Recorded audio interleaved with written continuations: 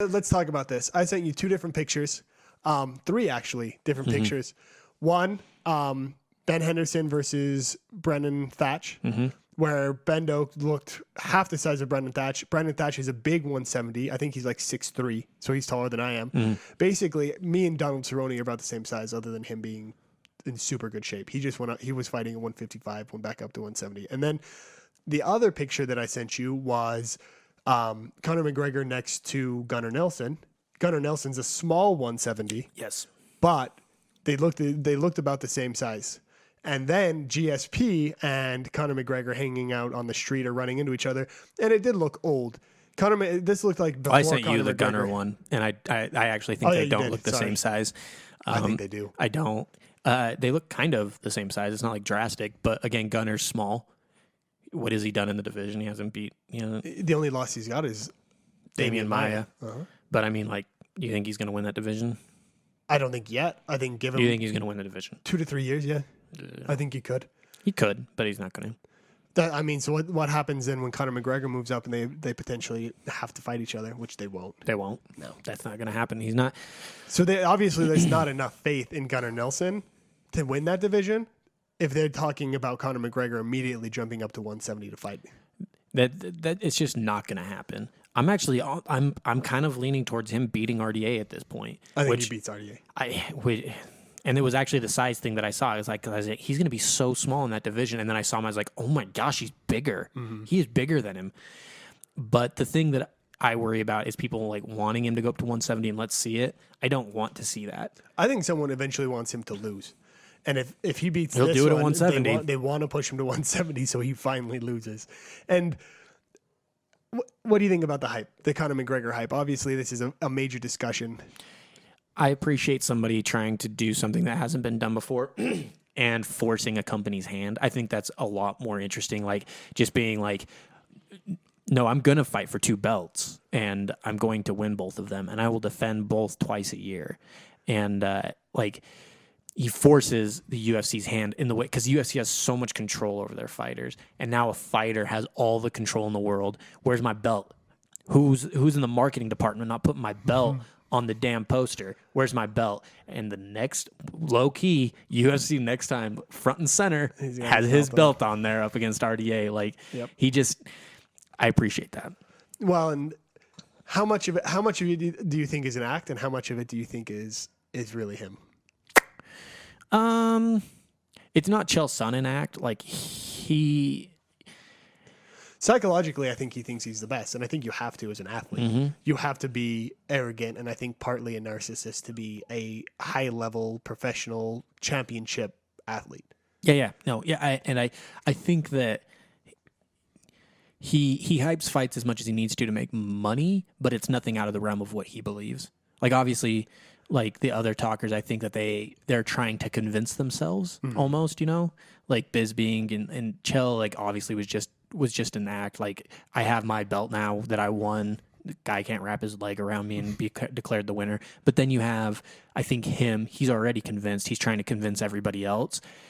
But there is a little bit of an act. You can see case in point, him coming out and saying that RDA is a bum version of Aldo and Aldo's better than him and that Aldo's loved by Brazil and he's going to win this fight for Brazil and Aldo. Like that's obviously an act because all he did was badmouth Aldo for almost a year straight, He is the bum version of Aldo though. RDA, I think if RDA and Aldo were the same size, Aldo would beat him. They kind of are. The hardest part is RDA is got one of the best records and has beat some of the best people, but I still, as a fighter, don't think he's that great. I don't think he's. See, that's how I feel about Conor. Like, but Conor as a fighter is as great as he's made himself, and that's different. RDA's had to go in and put hard work and do it, and good for him for doing it, but that doesn't garner anything. When someone says, "Who have you beat?" or "RDA, you suck," and you're like, "Oh yeah, he who has he beat?" Well, go look at his record and you'll actually see, but it's out of sight, out of mind. If you don't have a record of him beating Cerrone and Henderson and Pettis and all of these people that murderers.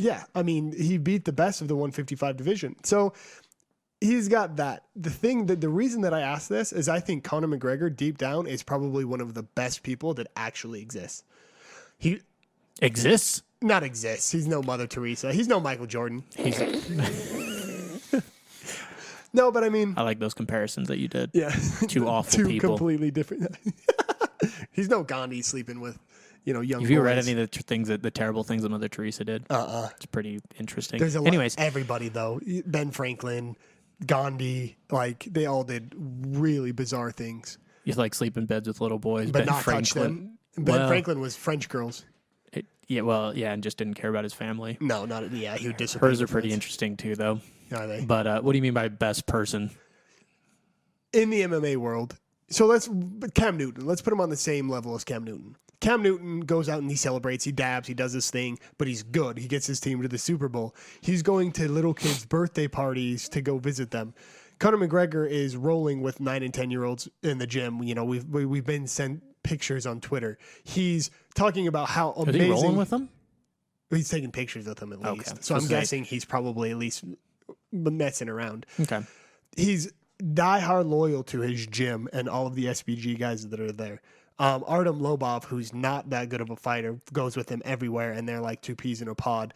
It sounds like all of the people in his gym at SBG really love him.